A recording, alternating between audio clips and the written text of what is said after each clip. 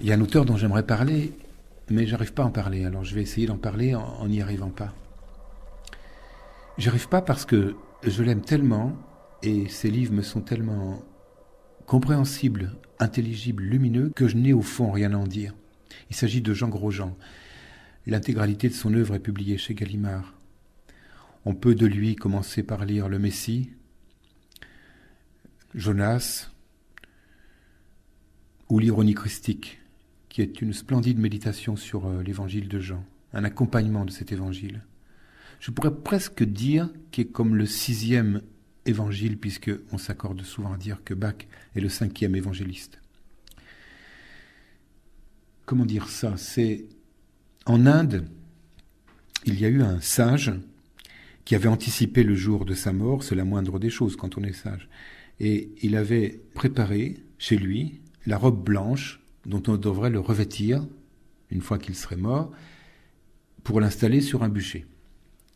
La mort arrive, on le revêt de sa tunique et de sa robe blanche, celle qu'il avait désignée, on le met sur le bûcher et on allume le bois. Quand les flammes arrivent vers le corps, tout d'un coup, il y a une pétarade qui se produit. Des feux d'artifice partent de tous les côtés. Il avait bourré ses poches de pétards et de feux de Bengale. C'est à peu près ce que Jean Grosjean a fait avec ses livres. Il a disparu au printemps 2006. Ces livres, d'une certaine façon, sont, comme toujours, quand la personne a disparu, sont plus accessibles. Ils ont quelque chose de très très légèrement mélancolique, parce que leur berger n'est plus là, mais les petits moutons de papier blanc sont plus familiers au lecteur maintenant. Je crois que souvent, un auteur se met entre lui et ses livres, et que ça nous gêne un petit peu. Sans qu'on le sache, on le sent.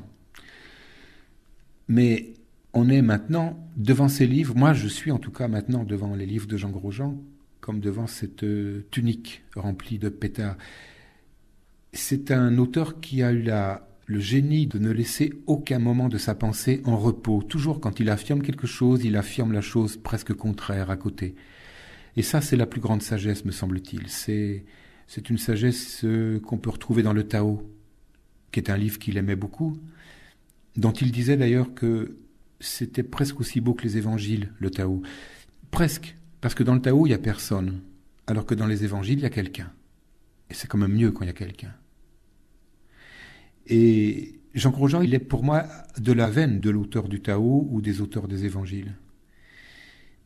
Il a, si je devais résumer et donc beaucoup maltraiter son travail, sa pensée, il nous dit deux choses qui sont contradictoires en apparence. La première chose, c'est qu'il faut être comme personne. Il faut ne ressembler à personne. Ça ne veut pas dire se distinguer par le spectaculaire, surtout pas, surtout pas. Ça veut dire simplement que peut-être chaque humain est comme un fragment, une étincelle du brasier divin. Mais chaque étincelle, pour exister, doit avoir sa singularité, doit avoir sa note, doit avoir son rougeoiement particulier. On sait bien ce que je veux dire en m'écoutant. C'est ce qui reste quand quelqu'un n'est plus là. C'est les tout petits faisceaux d'images qui nous restent de lui et qui fait que c'est une perte irréparable et que c'est quelqu'un d'irremplaçable qui est parti. Il ne faut être comme personne, mais en même temps, il ajoutait que rien n'est plus beau que la vie banale, rien n'est plus vrai que la banalité des jours qui passent et nous usent dans ce passage.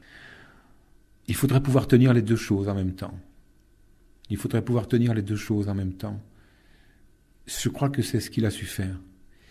Et je ne saurais pas vraiment parler mieux de lui que ce que je viens de dire. Sinon, je ne vais pas l'ouvrir ici, mais j'ai un carnet plein de phrases de lui. Mais si belle soit-elle, c'est rien à côté de l'insaisissable de la présence de cet homme que j'ai rencontré, mais qu'on peut rencontrer en le lisant.